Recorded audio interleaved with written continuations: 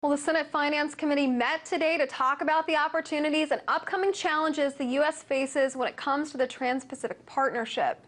Now, the Trans-Pacific Partnership is a proposed free trade agreement that would involve nearly 40% of the entire global economy.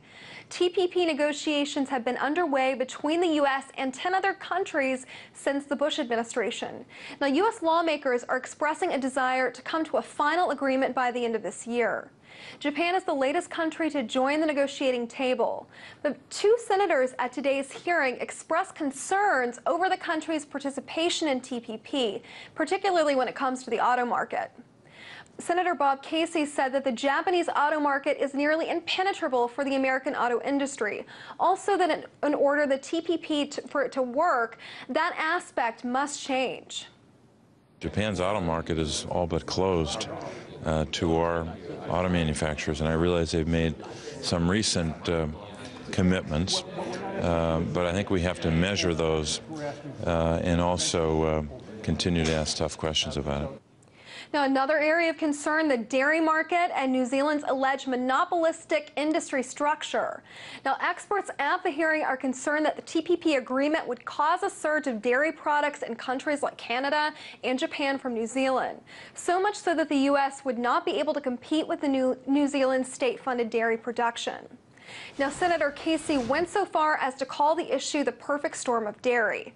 Dairy farmers also expressed concerns over the naming and classification of food considering different country and regional standards.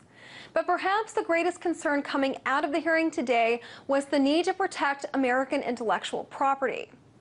Now, the president and chief executive officer of Global Intellectual Property Center for the U.S. Chamber of Commerce, David Hirschman, says that he strongly supports the TPP, but that all participating countries need to agree to data protection and IP standards.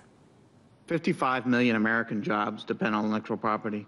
They pay 30% higher wages on average. And most importantly for this hearing, 74% of our exports are tied to intellectual property. However, the industries that create these exports are facing challenges all around the world. IP matters for two reasons. One, it will maximize the benefits of the agreements both for the U.S. and its partners. But it's also important to remember that some countries are moving in the wrong direction in terms of advancing innovation in IP. Now, Mr. Hirschman and the other panel members agree that the best way to ensure an open market is through international transparency. However, critics are doubtful that transparency will ever come about, since the U.S. government already has kept many aspects of the TPP negotiations itself secret.